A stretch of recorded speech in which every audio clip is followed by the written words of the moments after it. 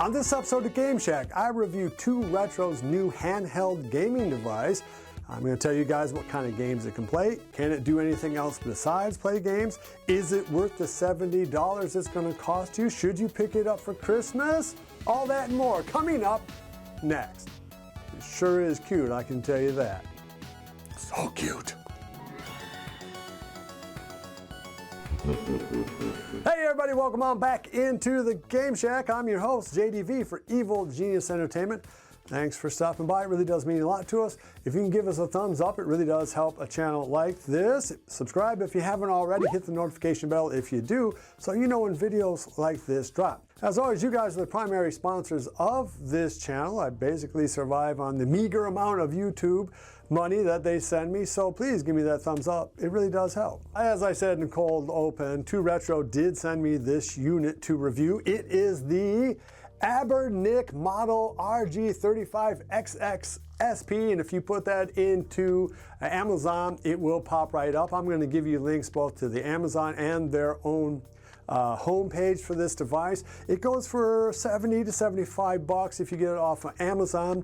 You can get it cheaper if you go to their website. Also, they've offered you guys 10% off if you enter in the code Evil Genius, so that's a way to save a little bit money. Of course, it won't get to your house as fast as ordering it through Amazon. They did send me this unit for free to review. Now, they haven't made me promise it to review it positively. They don't get to see this video for approval or before you guys get to see it.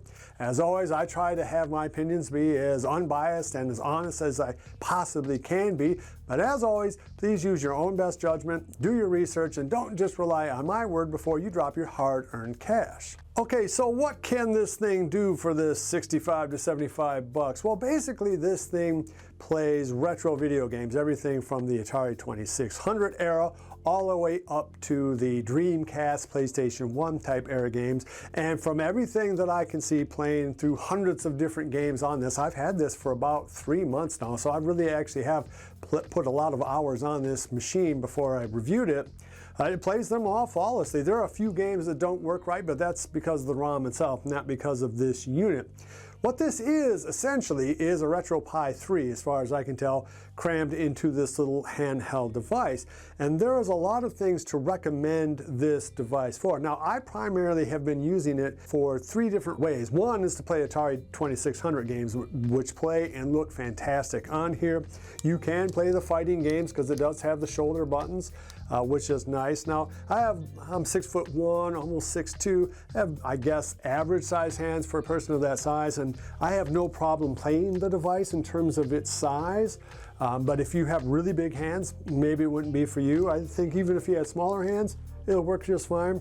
This is not something that is going to replace a Nintendo Switch. This is not going to replace a high-end Steam Deck. I mean, for 65, 70 bucks, you really shouldn't expect that. No, this is something, at least in terms of the use scenario I see for it, this is for something that you can put in your backpack, your pocket. I mean, you can see how small that really is, right? So you kind of see a comparison to my hand. It is a very small device, and the fact that it folds up is a nice thing. It has very, very long battery life, which is a really big plus to this thing. So to me, this is something that you can play in a car. You could take it up north, hang out and camp with it if you had to go to a long conference and wanted something that was going to last a long time without having to think about it. And it has other functionalities like the ability to play MP3s, MP4s. You can even read books on this. So there's a lot of different things that this can do, and it does all of them pretty well. So even though this thing does come with thousands of games, and you can get one I think that has 5,000, 10,000, I mean, it has a various amounts of games you can get on here. You can add your own games, and that's what I tried doing. So I added a bunch of 2600 games to it, and all of it worked flawlessly. Added some PS1 games, they worked. I mean, it works. I also added MP3s to this device because it can play those. It played those flawlessly. I put on MP4, so like Aliens and my own zombie movie, Reanimated. New episode just dropped, hint, hint, go ahead and check that out. Are there any negatives to this device? The one thing I would say is that the UI is a little clunky. I mean, you can definitely learn it fast, but it's not going to be as slick as something as a Switch. In particular, I had a little bit of trouble navigating to read the books on this thing, but again, you're going pretty far down the road in terms of what the thing can do and what you'd really use it for, but you can actually read books on there, so I can't knock it that much for that.